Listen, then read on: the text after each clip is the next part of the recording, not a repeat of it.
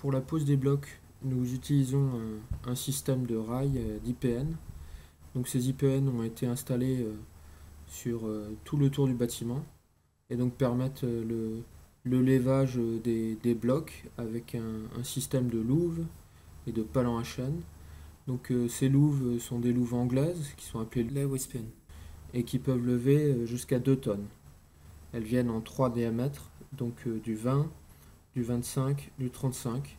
Et donc le 35 lève 2 tonnes. Et donc là sur cette photo on voit bien l'intérêt de la louve parce qu'elle permet donc de mettre les différents éléments dans la bonne position. Donc quand on reçoit des jambages couchés, et ben, un trou suffit sur le lit d'attente et ça permet de mettre nos jambages à la verticale sans problème.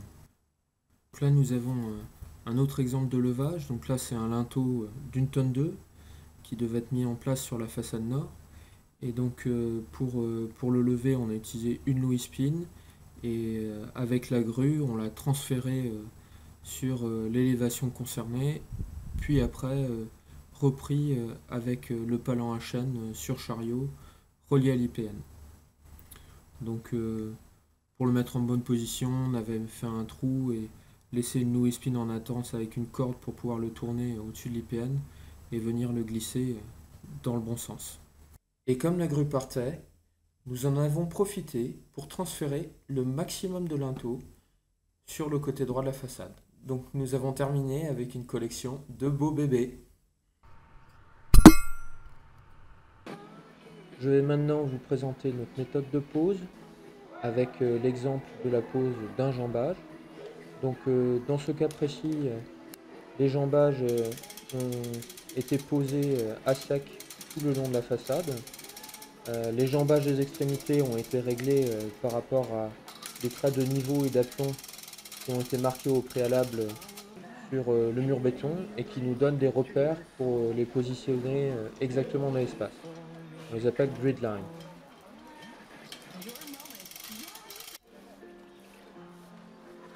Nous avons également un cordeau qui nous donne une indication sur notre alignement général.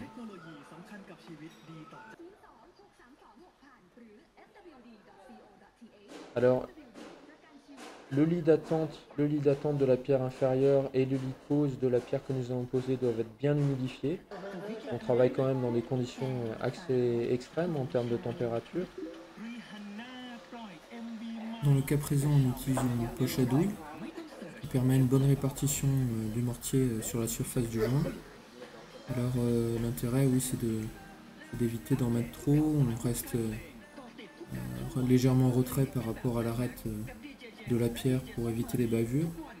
Et comme les joints sont relativement fins sur le projet, avec des joints de 4 mm sur l'ensemble du bâtiment, avoir cette précision-là nous permet d'éviter la pose des poses de pierre avec un excès de mortier.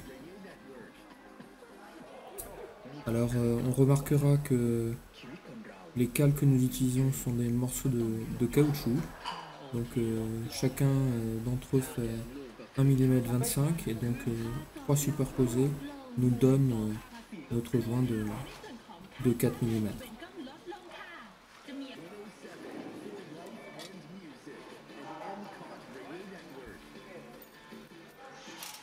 Un des intérêts du palan à chaîne, c'est sa précision et le fait de permettre une descente lente du bloc sur cale. Donc à 3 personnes, on arrive à positionner le bloc de manière assez exacte.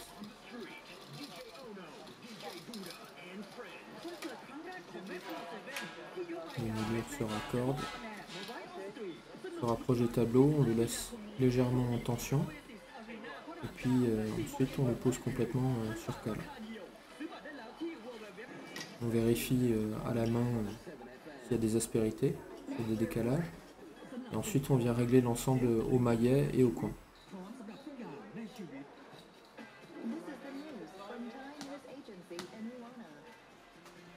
On vérifie également la distance de notre nez de moulure par rapport à notre cordeau pour conserver un bon alignement général.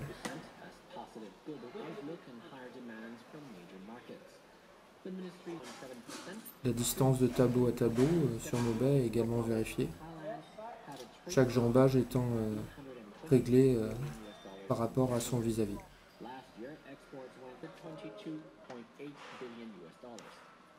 On revérifie encore les décalages éventuels avec la moulure du jambage inférieur et on nettoie les parties où un excédent de mortier s'est échappé au moment de la pose.